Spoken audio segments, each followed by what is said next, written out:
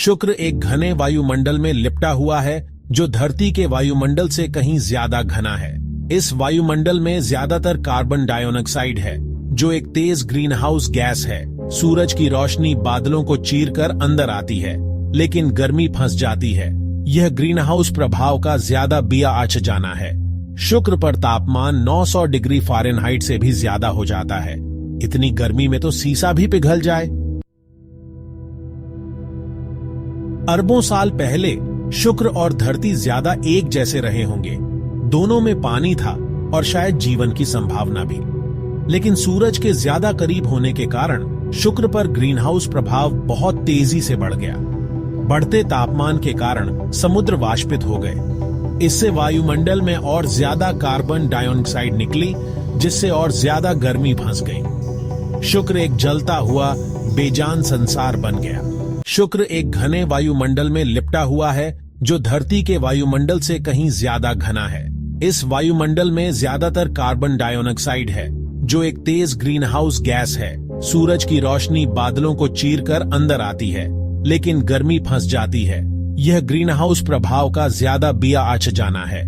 शुक्र पर तापमान 900 डिग्री फ़ारेनहाइट से भी ज्यादा हो जाता है। इतनी गर्मी में तो सीसा भी पिघल जाए।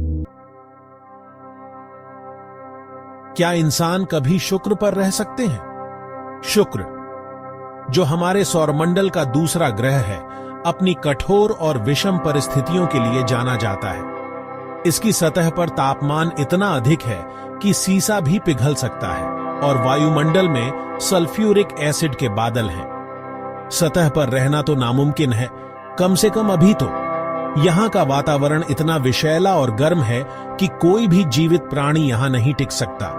इसके अलावा यहाँ की सतह पर लगातार ज्वालामुखी विस्फोट होते रहते हैं। लेकिन कुछ वैज्ञानिकों ने शुक्र के वायुमंडल में ऊंचे तैरते हुए शहरों की कल्पना की है। ये शहर शुक्र की सतह से लगभग 50 किलोमीटर ऊपर तैर सकते हैं, जहाँ का वातावरण अपेक्षाकृत कम कठोर है।